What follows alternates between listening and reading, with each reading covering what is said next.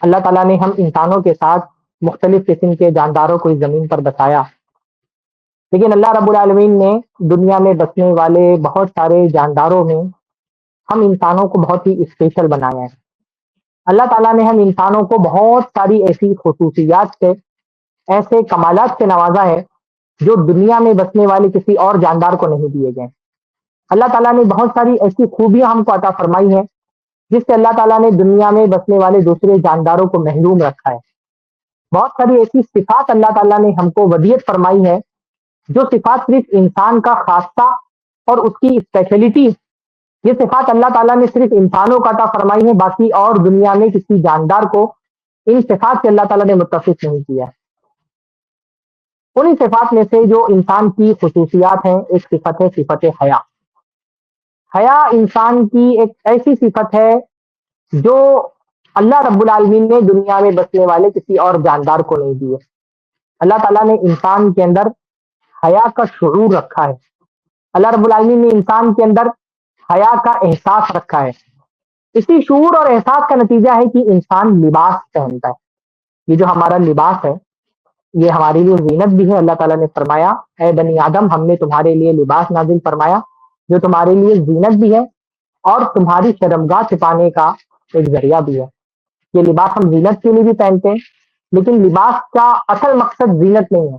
لباس کا اصل مقصد یہ ہے کہ ہمارے جسم کے بعض حصے ہم دوسرے انسانوں کے سامنے، دوسرے جانداروں کے سامنے ظاہر نہیں کرتے۔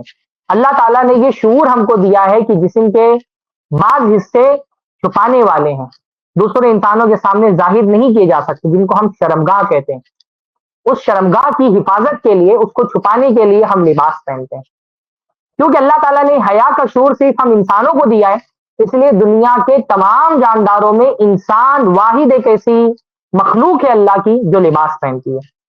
یہ لباس گویا کی انسان کی خصوصیت ہے، یہ لباس گویا کی انسان کا کمال ہے، یہ انسان کا ایک ایسا امتیاز ہے، ایک ایسی فضیلت ہے جو اللہ تعالیٰ نے صرف انسانوں کا عطا فرمائی ہے، جس سے انسان اور جاندار کے درمیان تمیز ہوتی ہے۔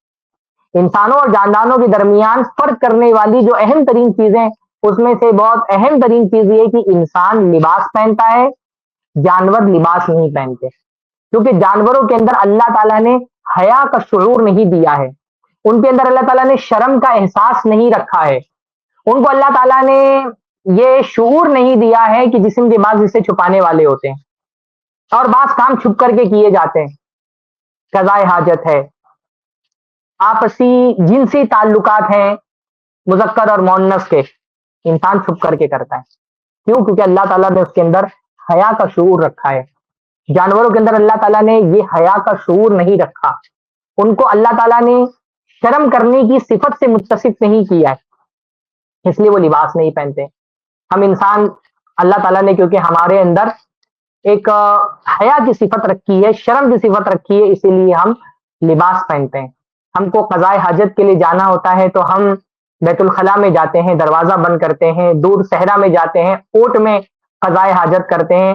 عورت اور مرد آپس میں جسمانی تعلق بناتے ہیں، اللہ تعالیٰ نے شہوت رکھی تو ہے، پر اس جسمانی تعلق کو چھپاتے ہیں دوسرے انسانوں سے۔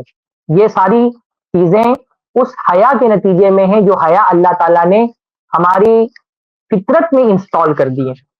حیا اور شرم ایسی چیز نہیں ہے کہ انسان کو پہلے حیا نہیں آتی تھی، پہلے اس کے اندر اللہ رب العالمین نے شرم کی تمیز نہیں رکھی تھی، اس کو شرمانے کا شعور نہیں دیا تھا۔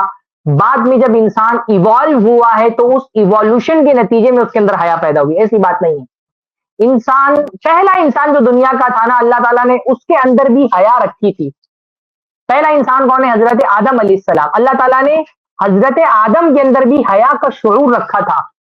پہلی خاتون جو دنیا کی تھی حضرت حوا، اللہ تعالیٰ نے ان کے اندر بھی حیا کا شعور رکھا تھا۔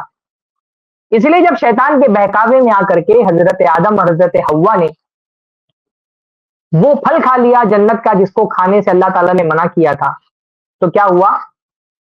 ان سے جنت کا لباس چھین لیا گیا، وہ برہنہ ہو گئے، ان کی شرمگاہیں ایک دوسرے پر ظاہر ہو گئی، حالانکہ آپس میں ایک دوسرے کے میاں بیوی تھے، لیکن اس پہلے انسان کے اندر بھی، اس پہلے مرد کے اندر بھی، اس پہلی عورت کے اندر بھی اللہ تعالیٰ نے حیا رکھی تھی تو اس حیا کی وجہ سے فوراً دونوں ایک دوسرے کو شرمانے لگے.